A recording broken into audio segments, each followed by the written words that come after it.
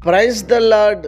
దేవుని యొక్క శక్తి కలిగిన నామానికి మహిమ కలుగునుగాక.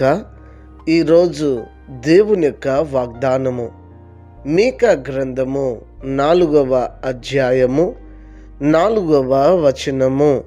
ఎవరి భయము లేకుండా ప్రతివాడును తన ద్రాక్ష చెట్టు కిందను తన అంజూరపు చెట్టు కిందను కూర్చుండును.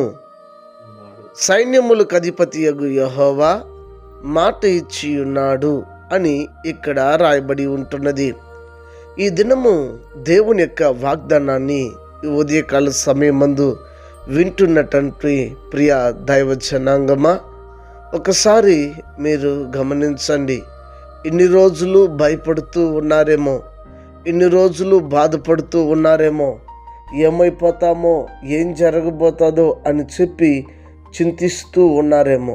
అయితే ఈ ఉదయకాల సమయమందు దేవాతి దేవుడు వాగ్దానంగా నీకు ఇచ్చుచున్న మాట ఏంటంటే, ఇక భయము లేకుండా ద్రాక్ష చెట్టు కింద, నీ ద్రాక్ష చెట్టు కింద నీవు భయము లేకుండా కూర్చుంటావు. అంజూరపు చెట్టు కింద, మీ అంజూరపు చెట్టు కింద భయము లేకుండా కూర్చుంటావు అని దేవాతి దేవుడు నీకు వాగ్దానం చేస్తున్నాడు. అంటే నీవు ఏదైతే కలిగి ఉన్నావో అందులో నీవు భయపడకుండా మరి నిశ్చయంగా ధైర్యంగా నువ్వు బ్రతకగలుగుతావని దేవుడు నిన్ను ధైర్యపరుస్తున్నాడు.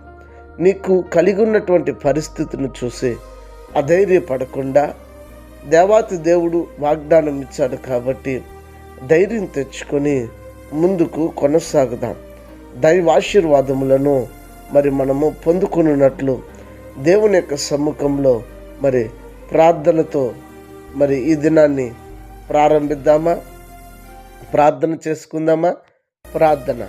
కరుణా సంపన్నుడా, ఈ ఉదయకాల సమయమందు మీరు మాతో మాట్లాడారు, అందులకే స్తోత్రాలు.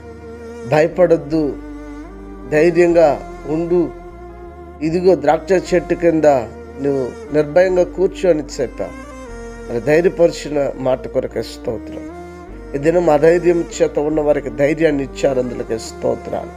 మహిమ స్వరూపుడా, అనారోగ్యం చేత ఉన్న వారికి ఆరోగ్యము, ఆర్థిక ఇబ్బందులో ఉన్న వారికి విడుదల, రక్షణ లేని ప్రజలందరికీ కూడా రక్షణనిచ్చి ప్రతి వారిని ఈ రాకడ కోసం సిద్ధపరచమని, ఘనత మహిమ స్తుతి మీరు పొందమని యేసు క్రీస్తు వారి యొక్క శక్తి కలిగిన నామంలో స్తుతించి ఈ ప్రార్థన మీకు సమర్పించి అడిగి వేడుకొని ఉన్నాము తండ్రి. ఆమెన్. God bless you. దేవుడు మిమ్మల్ని దీవించి ఆశీర్వదించునుగాక. ఆమెన్.